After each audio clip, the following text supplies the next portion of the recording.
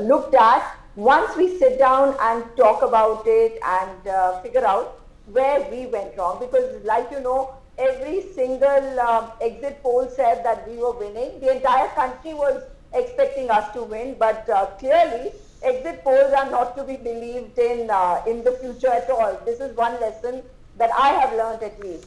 But on the other hand, it's also very important that we also look at some of the seats where the margins were like really, really low, very narrow. Like the seat from where the JJP candidate Dushyant Chautala lost. The margin was 32 between the Congress candidate and the winning BJP candidate. And if you actually look at the total number of candidates over there, there are quite a few. And there were at least 3 other Bijenders also. Our candidate was also Bijender. So this kind of micromanagement, I think, is something that we need to look at more carefully in the future as well. However, today is a day when you win some, you lose some, and we might have lost Haryana, but we are also looking at certain other factors which have come up, and they will be taken to the EC, because EC is the one that conducts elections and they will have to take a call on that. But we are compiling certain feedback that we have got from various constituencies. And after that, like Mr. Jairam Ramesh has already mentioned in his PC, these will be taken to the EC.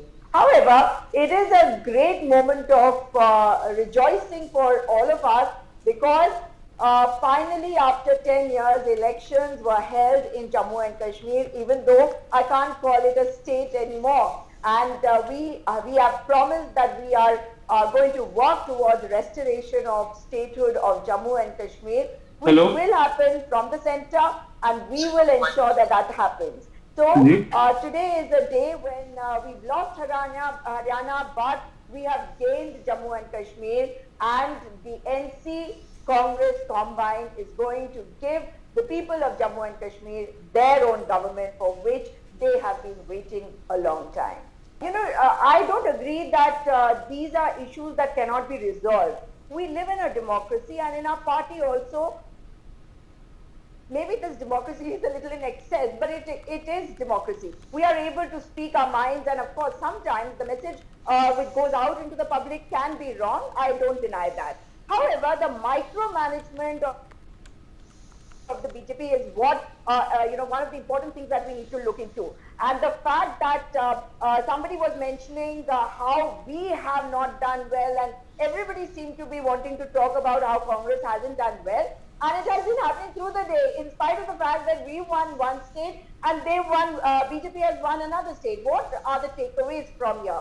The takeaways are that we need to introspect and see where we went wrong, and if we also need to get into this micromanagement, which we don't do, because we will be targeted. That's perfectly fine, because success has many fathers and failure has none, and that is what happens. When you lose an election and you have a machinery like that of the BJP, which gets, all the media also to attack us, more than they question the BJP, which is what has been happening through the day. But that's all very well. However, what is very important is that if you look at the election this time, the regional parties have been completely decimated. You look at JJP, not a single seat. Your INLD has apparently got 2 seats. Look at PDP.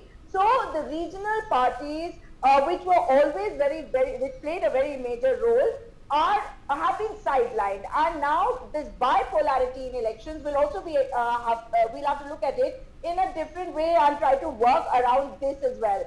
However, Engineer Rashid and Ram Rahim, if they got bails, it did work in Haryana, but it didn't work in Jammu and Kashmir as far as the Congress party is concerned.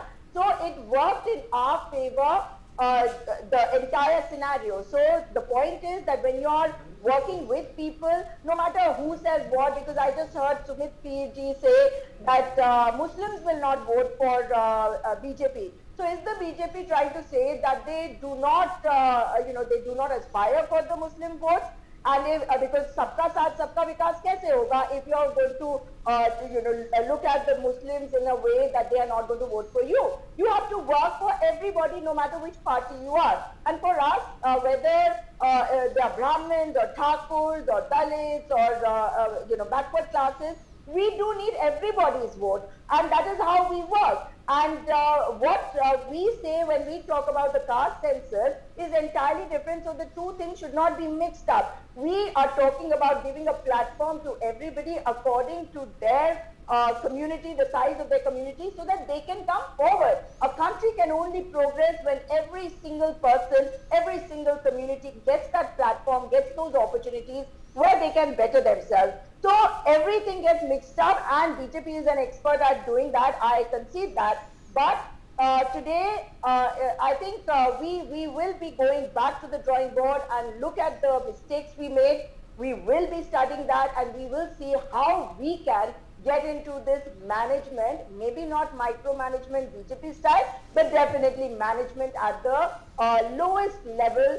And that, I think, is going to help, because as far as the wrestlers are concerned, or the farmers are concerned, the youth are concerned, everybody seems to be having a problem. What is it that they did not vote us in? However, we haven't failed there. If you look at what I think somebody mentioned, that in Haryana, either they reject you completely or they embrace you completely. This time, this is not what has happened. So you have a strong opposition even in Haryana.